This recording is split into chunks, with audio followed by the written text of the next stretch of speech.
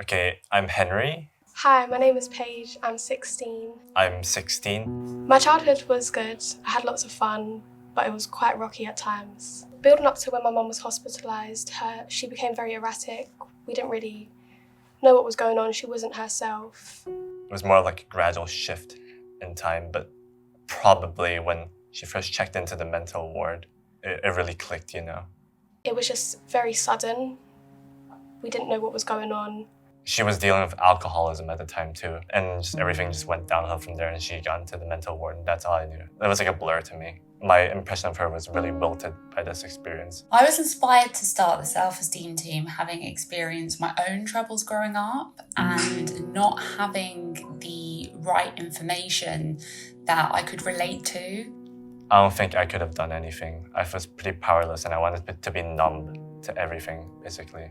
It was like a very Kafkaesque situation. I just wanted to avoid it. We don't just work with students, we work with parents and teachers as well for what we call a whole school approach. I spoke to my pastoral manager about it. I said that my mum's in hospital, and she said, okay, and it was never spoken about again. We felt quite alone.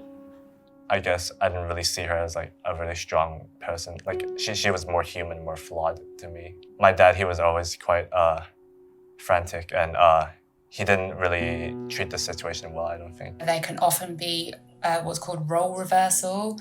So the child becomes the parent and the parent becomes the child.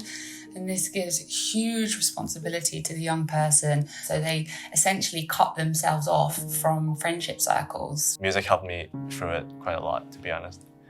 I would just hide in my bedroom and stuff, and like, you know, my parents were constantly arguing, so I'd hear sounds of them arguing outside.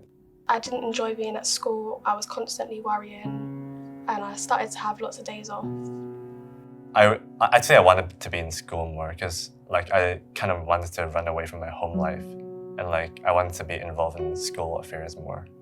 Like I just want life to go on as normal, but of course it didn't. It just went like topsy-turvy really quickly. I think it would have been helpful for me to speak to somebody at school, because it would have made me want to go into school more. They just need to pay a bit more attention to the students, because it's not always the students that are making a ruckus or being loud. It's sometimes the students who don't say anything at all. So many people suffer in silence or slip under the radar and aren't recorded. I just wanted people to think that I was having a normal life. So I just kept all these feelings bottled inside of me and just suppressed them. My mom has been home for like 2 years now, and she has been dealing with pretty well, and she hasn't had any significant relapses or anything, so it's good. I don't think I'll ever like, fully comprehend what happened, but I think I'm more aware of, you know, her situation and like the full scope of it. I was really relieved when I got the call saying that my mum was home. She contacted her doctors and said, would they be able to speak to us? For me, it helped to speak to somebody, because I was able to say things that I didn't realise I was thinking.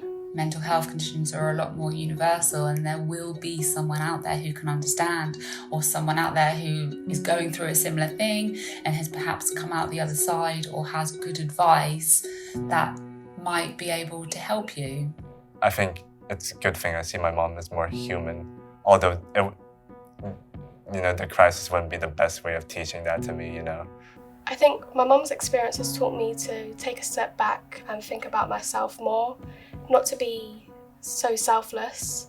If I was giving someone advice who is going through this, I would say find someone you can really open up to, because I didn't at the time. Be patient and realise it's not your fault, it can't be helped. It's not always the first person that you reach out to that's necessarily the one you're going to connect to or knows how to help. I only really found out I needed to open up to someone like years later, because I have a friend like that now, and like it's been like a really good thing in my life. So keep going, keep trying. There's no one size that fits all. It will take time for things to get better. Even like the strongest people can like break down sometimes. And if it takes a few people, that's fine, that's normal. You're doing better than you think.